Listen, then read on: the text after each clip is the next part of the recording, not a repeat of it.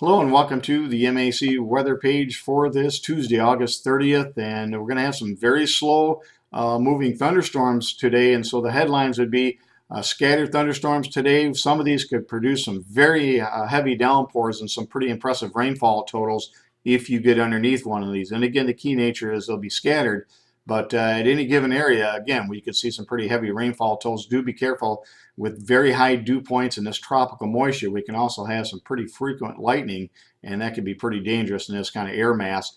Again, our tropical storm that we're going to be expecting to develop later this afternoon, currently a tropical depression, will develop into a tropical storm. Looks like either today or tonight, and that's going to head right towards the crotch of Florida. And as it does, look for tropical storm watches to be issued today.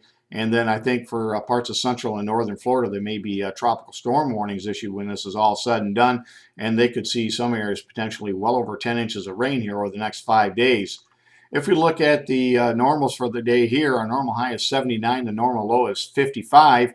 And you can see back in 1955, we had a pretty impressive rainfall total that day of 3.74. A year ago, we had a high of 77 and a low of 62 with no precipitation. Across the area yesterday, you can see highs mainly in the low 80s across much of the area. Tupperville only picking up a hundredth of an inch of rain. That was the only precipitation recorded at our studios. Should have our part in for Breckenridge. Hopefully by Thursday or Friday we can get us back going again. And we should hopefully have the Clarksville station going here in the next 2 days with some of the pages slowly coming online at that time. If we look at the conditions around the area this morning, again, temperatures are pretty muggy and sticky out there in the mid to upper 60s. And again, it's going to be a very warm, muggy, humid day today with highs in the mid 80s. So it's going to be a very summer-like day. And then with those pop-up thunderstorms moving around the area, keep an eye to the sky. If we look at the tropical depression again in the Gulf of Mexico, just north of the tip of Mexico and to the northwest of Cuba, it's going to continue to move to the west-northwest and then make the turn towards the north and into the northeast and accelerate here over the next 24 hours. And again, that area around Tampa Bay or just to the north could see up to 6 to 10, maybe even 12 inches of rain. So we'll keep an eye on that here over the next couple of days. That'll be a newsmaker for sure.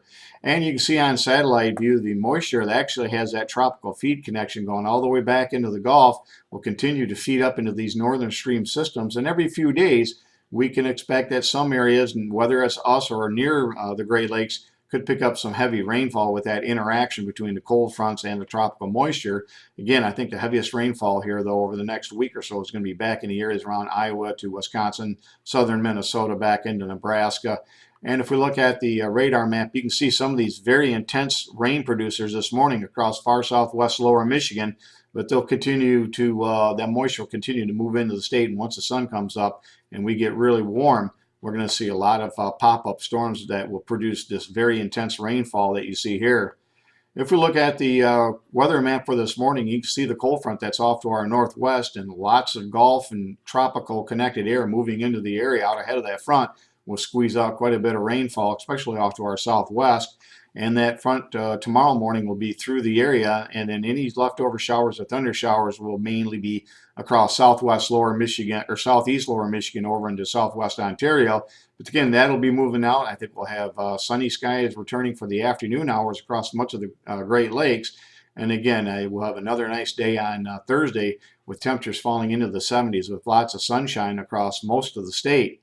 If we look at the precipitation outlook over the next 7 days, you can see the heaviest rainfall across our area of the world, back across portions of Iowa into Minnesota and back down to Nebraska and into Kansas, where again, locally 1 to 3 inches of rainfall with that juicy air mixing up with the cold front. And then our tropical system here across Florida, you can see widespread areas around 6 inches to as much as 13 inches.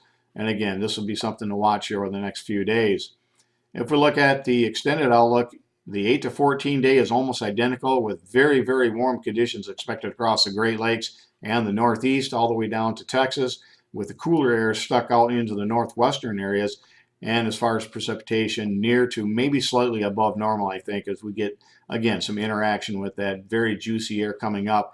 Again, not a lot of rainfall in this midsection due to no really triggers, no frontal boundaries to speak as most of those will remain off to the north. So here in the Great Lakes, we should have a nice blend of very warm temperatures. In fact, I think we'll continue to be very warm over the next 2 to maybe even 4 weeks. So certainly we're going to have some, I think, pretty early harvest conditions begin to develop here as we push through the month of September, heading towards October. Thanks for stopping by and have yourself a great day, and 73s to all.